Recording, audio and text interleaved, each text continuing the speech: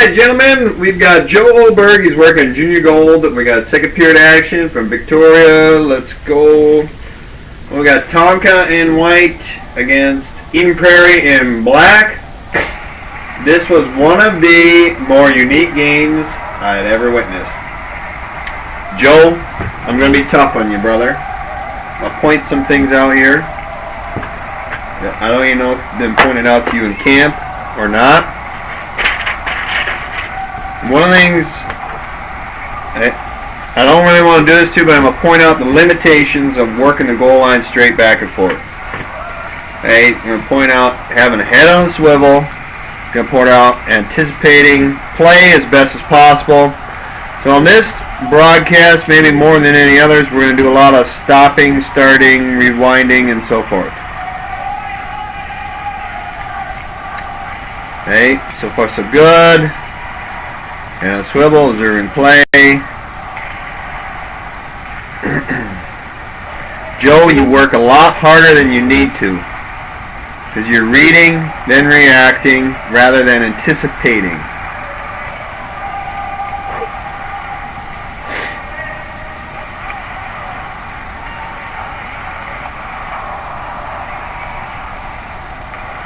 Okay, now I'm going to rewind that right here, just because, like I say, it's going to be all about nitpicking.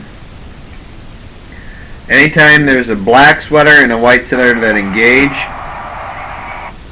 there's an engagement right there, far corner. Okay, where are you standing there? Okay, you should be at the home base at least, and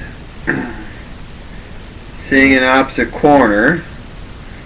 You got to get a good sight line and good angle on that puck. So you got to work that last 10 feet. To talk about, Joey, you can skate the middle. If we divide the rink into 200 feet, you can skate the middle 180 feet, maybe faster than anybody in our group. And it's the 10 feet on either side that's going to be very important. That first step speed, getting on your high horse, and then battling for these last few feet, that 2 strides, 1 stride, 2 strides, 3 strides here, 1 stride there. That's going to make a difference. Seeing in that opposite corner, where should you be instead?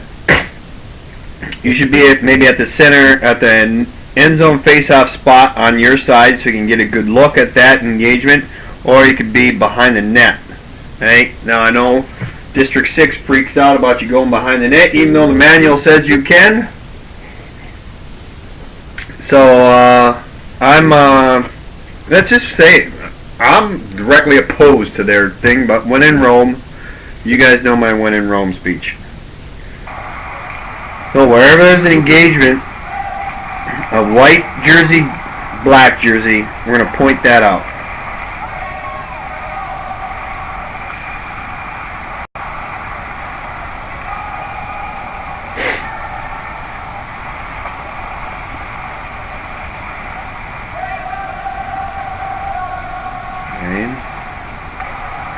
Not bad. You're going to start from a flat-footed position here, though.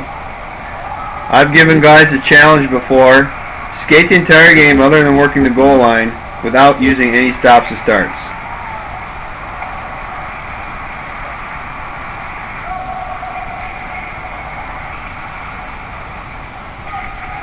Oh. Head on a swivel, head on a swivel, head on a swivel. Puck's pushed up the ice. And what do we got? Icing. Hey. Face off down low. Now, to knee or not to knee? That is the question. My personal preference is stand up. Let's see if he does it before the puck's dropped. Oh. Okay. Just my personal preference. Nothing more, nothing less. You go to some camps, they will tell you to stand upright because you got better vision, better presence. Now, last man out of the zone. Be between the black and the white players. Oh, we get some numbers. Hey, boys, help me out here. I got whoever from whoever. Trailing them out. Perfect.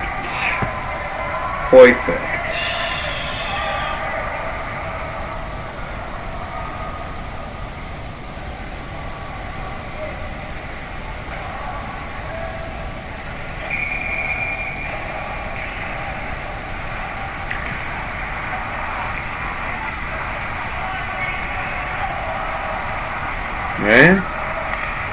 So far so good. Get to the net. There you go. That was a little burst of speed. That was 1 to 2 steps that I'm talking about. Come on, buddy. Shoot that puck. Oh, come on, goalie. What a sieve. Sorry, man. That was a terrible goal. Hey, last one out. Let's check the score. Home is the team in white. Minnetonka. Guest is Eden Prairie. They're in black jerseys today.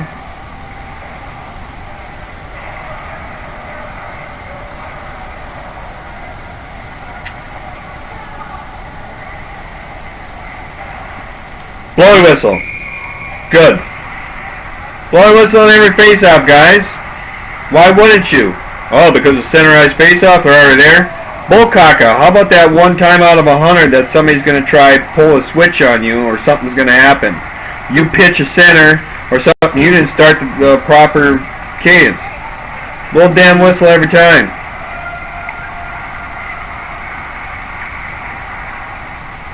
Even the start of the period. You gonna throw a center out at the start of the period? Maybe you say, well, blow the whistle then. Do the proper procedure. Oh. Okay. This is a guy beating cheeks up the ice. Now let's take a look at what's happening here. Mark at 6:45. Hey. Now, you watching play on the opposite side. You could have been moving a little bit earlier. Once that puck starts creeping up that half wall, you start creeping as well. It's not cheating, and you can still have your head on a swivel to watch where that check came from. I know your vision is over on the opposite side of the net. Okay. Many, many times like this, you are working way too hard because you anticipated too slow, or you're reading, reacting. A lot of times I think that's just a manifestation of guys who are used to working two official system, where you don't have to get out of that zone in a heartbeat. And they have that same carryover when they're reffing. So they're slow to get out of the zone, slow to anticipate, slow to move the flow because they know a partner's ahead of them, watching the line, covering the play, watching the play. We gotta have that switch where we flip it on for 1-2 games, flip it off for 2-man games, flip it off for 2-1 games. Whatever the system, we gotta flip switches so we're ready to rock and roll.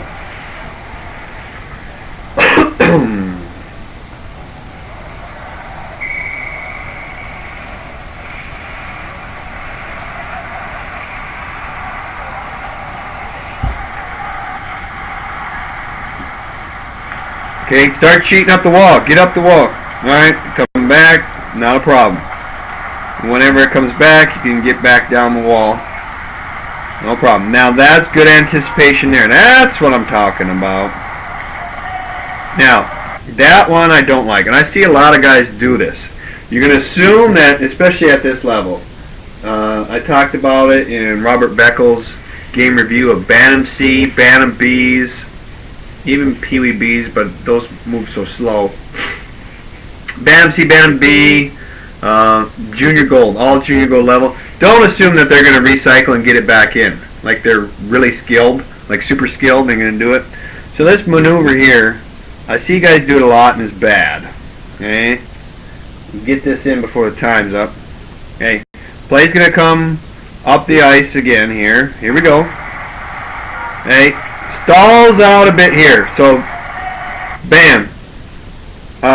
Stalls out a bit. Joe makes the decision that it's going to come back at him. And he's going to skate in backwards. Now he's put himself way behind the play going the other way. Hedge your bet. Stop in the neutral zone. Okay, stall out there. And that's going to be better.